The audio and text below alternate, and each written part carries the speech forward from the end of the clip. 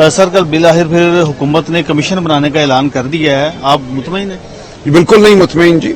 हमारी नज़र में, और मैं समझता हूँ हकीकत भी ये है, हुकूमत तो इसमें मुलजिम है। देखिए, जो 6 जज साहिबान ने इस्लामाबाद हाई कोर्ट के लिखा है अपने खत में, पैरा 6 बिलखुसूस आप पढ़िए, वो ये कह रही हैं कि ये तमाम अमल जो हुआ, जो उनके साथ हरासगी हुई, जो उनके घरों में कैमरे फिट किए गए, ये सब कुछ हुकूमत यानी कि एग्जीक्यूटिव, उन्होंने लिखा है the executive branch has done this, और एग्जीक्यूटिव ब्रांच ने ये किया है, वो कहते हैं एजेंसियों के जरिए।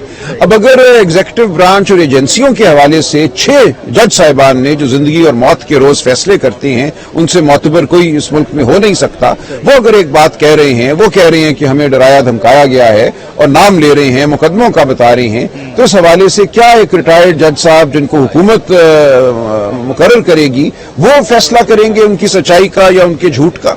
तो हमारी नजर में ये मामला जो है, इसको खटाई में डालने की कोशिश की गई है, लेकिन पाकिस्तान की अवाम इस मामले को मैं नहीं समझता खटाई में डालने देंगे। ये बहुत बड़ा मामला है। 6 जज साहिबान ने एक हकीकत बयान की है जिससे हम सब वाकिफ थे, लेकिन अब वो खुलकर एक बहुत मोतबर गवाही के जरिए पाकिस्तानी कौम के सामने आ गई है बात। ये जो कमीशन बना रहे हैं, वो कह रहे हैं हम इंक्वायरी कमीशन एक्ट के जरिए हम कमीशन बना रहे हैं, उसके नीचे रिटायर्ड जज सारी तहकीकात करेगा, रिपोर्ट देगा, जिम्मेदारों के खिलाफ कार्रवाई होगी। ये कल उन्होंने यकीन दहानी करवाई चीफ जस्टिस पाकिस्तान। देखिए, आप माजी के कमीशन देख लें, ऐसा कमीशन कहीं नहीं जाता, कुछ नहीं होता।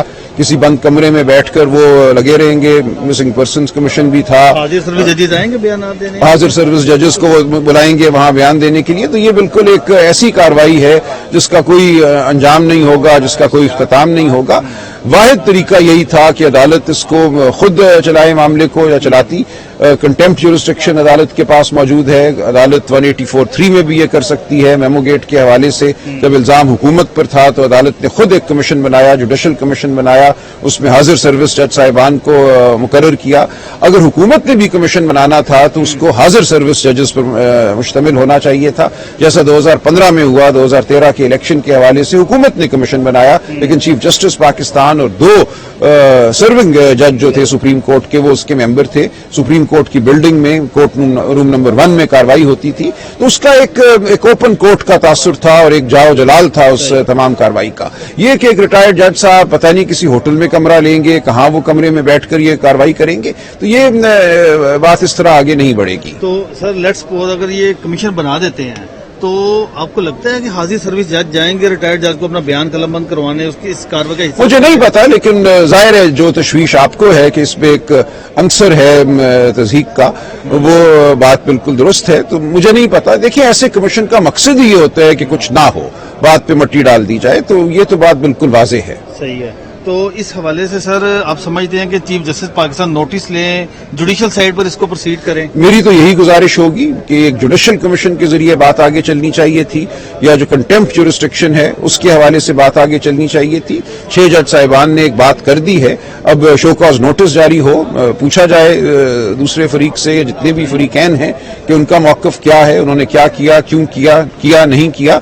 लेकिन ये सब कुछ अदालती कार्रवाई के जरिए मुमकिन है। एक रिटायर्ड जज साहब ऐसा कुछ नहीं कर सकते। जब सर हम प्रेस कॉन्फ्रेंस देख रहे थे तो आजम नज़ीर तारड़ साहब ने यह कहा कि ये जज जिन्होंने खत लिखा है ये मिसकंडक्ट के मुर्तकिब हुए हैं या नहीं, ये इंक्वायरी कमीशन फैसला करेगा। देखिए ना, अब उन जजों के ऊपर भी एक तलवार लटकाई गई, यानी कि अगर सच बोलोगे तो तुम मातूब ठहरोगे। हम रोज मुकदमे लड़ते हैं जिसमें एक शख्स की गवाही जो है उसकी बुनियाद पे फैसले होते हैं। आप देखते ये हैं कि वो शख्स कितना मोतबर है, उसकी गवाही कितनी काबिल कबूल है। इन लोगों की गवाही 6 जज साहिबान की मुतफिका गवाही काबिल कबूल नहीं है, तो फिर किसकी गवाही काबिल कबूल है इस मुल्क में? सही है। तो अब आने वाले दिनों में सर क्या सिनेरियो बनता देख रहे हैं आप? क्योंकि वो तो कह रहे हैं कि हम कबीना में लेकर जाएंगे, वहां से नाम पुट होगा, तो फिर आगे देखिए, मैं जैसा अर्ज किया ना, कुछ भी नहीं है, ये एक मट्टी डालने का अमल है। लेकिन देखते हैं कि कुदरत के अपने फैसले होते हैं, अवाम किस तरह इस मामले को देखती है। क्या सड़कों पर होंगे मुझे नहीं पता, लेकिन मैं समझता हूँ ये ऐसा मामला है कि जिसपे एक आवाज उठाना बनता है, बल्कि फर्ज है मैं समझता हूँ हमारा कि हम अपने आइन के लिए, अपनी अदलिया की आज़ादी के लिए आवाज उठाएं और तक़वियत बख्शें हर उस शख्स को جو شاید اس وقت کچھ ڈگمگا رہا ہے. آج سر میں آپ کی ایک نالج میں بات لانا چاہتا ہوں. Chief justice Lahore high court کے پاس خان صاحب کو تحفظ فراہم کرنے کے لیے پی ٹی آئی کی ایک درخواست تھی. اس پر انہوں نے کہا کہ پہلے بے نظیر بھٹو لیاقت علی خان صاحب شہید ہوئے, پھر بے نظیر بھٹو صاحب ہوئے, تو ہم اس چیز کے متحمل نہیں ہو سکتے کہ کسی اور لیڈر کو بھی اس طرح کا نقصان پہنچے. تو انہوں نے حکومت کو اس بارے رپورٹ طلب کی ہے کہ بتائیں گے کیا تحفظات ہیں. میں آپ سے یہ جاننا چاہ رہا ہوں کہ کیا واقعی خان صاحب کو جیل میں سیکیورٹی خدشات ہیں being a P T I leader? دیکھیے, اگر خدشات کا اظہار کیا گیا ہے تو پھر خدشات تو ہیں نا. میں پوری طرح سے اس معاملے سے واقف نہیں, اس میں شامل نہیں, لیکن دیکھیں جب ایک بڑے لیڈر کو جو جیل میں بیٹھ کر بھی جس کی مقبولیت کم نہیں ہو رہی, جس کے ساتھ عوام ہیں, جو آج بھی نیشنل اسمبلی میں سب سے بڑی پارٹی کا لیڈر ہے, 93 تو آپ مانتے ہیں نا, الیکشن کمیشن مانتا ہے کہ ممبران ہیں, ہم کہتے ہیں کہ 170 تھے, ہم سے سیٹیں چھینی گئیں, لیکن یہ ہر ایک شخص مانتا ہے جو الیکشن کمیشن کا ریکارڈ ہے اس کے مطابق بھی کہ پی ٹی آئی کے حمایت یافتہ جو امیدوار تھے ان کو 50-55% ووٹ پڑا ہے. لہذا ایسے شخص کو اگر آپ نے جیل میں رکھا ہوا ہے اور اس کی سیاست کو آپ ٹھیس نہیں پہنچا پا رہے تو ایک خدشہ پیدا ہوتا ہے. رانا ثناء اللہ نے جو بیان دیا ان کے وجود کے حوالے سے وہ ان خدشات کو تقویت دیتا ہے. لہذا ضروری ہے کہ ان کی خوراک کے حوالے سے کوئی انتظام ہو کہ ان کو کیا کھلایا جا رہا ہے, اور ان کی جو عمومی نگہداشت ہے اس کے حوالے سے کوئی, میں سمجھتا ہوں, عدالت کے زیر انتظام کوئی نظام ہونا چاہیے. Thank you very much. السلام علیکم وعلیکم السلام. ڈاکٹر صاحب, بلاخر آپ کا مطالبہ پورا ہو گیا ہے. 6 ججز کے حد کے معاملے پر حکومت نے چیف جسٹس پاکستان سے مشاورت کر کے ایک کمیشن بنانے کا فیصلہ کر لیا ہے. بسم اللہ الرحمن الرحیم.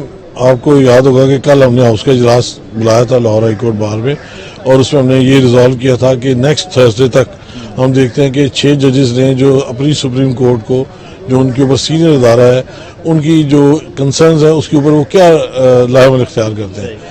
موجودہ جو چیز سامنے آئی ہے, میں سمجھتا ہوں کہ اس میں گورنمنٹ آف پاکستان کا جو بھی پارٹیسپیشن ہے, لیکن انکوائریز کا کمیشن بنانا آج تک ہسٹری یہ بتاتی ہے کہ جس معاملے کو زیرو کرنا ہو اور شیلف کرنا ہو اس کو انکوائریز کمیشن کبھی بھی نہیں آتی, اور کبھی آج تک پاکستان میں 1971 کی رپورٹ جو ہے جا کے 2000 میں بھی نہیں صحیح طرح آئی.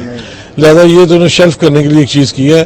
میں سمجھتا ہوں کہ لائیو سرونگ ججز کا مسئلہ جوڈیشل پروسیڈنگ کو کرنے کے لیے آنریبل سپریم کورٹ کے پاس جب جائے گا تو سپریم کورٹ کے سرونگ ججز کو اس کو دیکھنا چاہیے.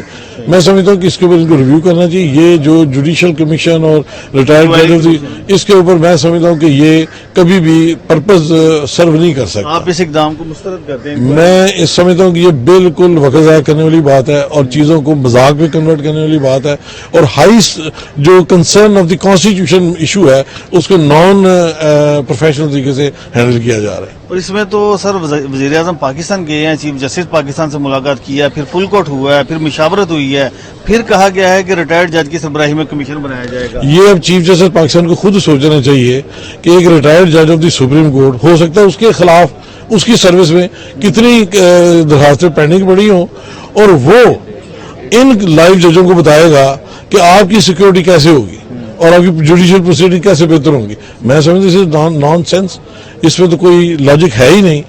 آج تک دیکھیے کہ ہم کیس لے کے ہائی کورٹ کے پاس جاتے ہیں کہ ہماری سیکورٹی ہمارے پرابلم ہے, تو وہ یہ نہیں کہتے کہ ریٹائرڈ جج آف دی ہائی کورٹ کے پاس چلے جائے, وہ زیادہ بہتر بتائے گا. جو لائیو ہے, جو اس وقت قوم کا کنسرن ہے, جس نے حلف اٹھایا ہوا ہے, اس کو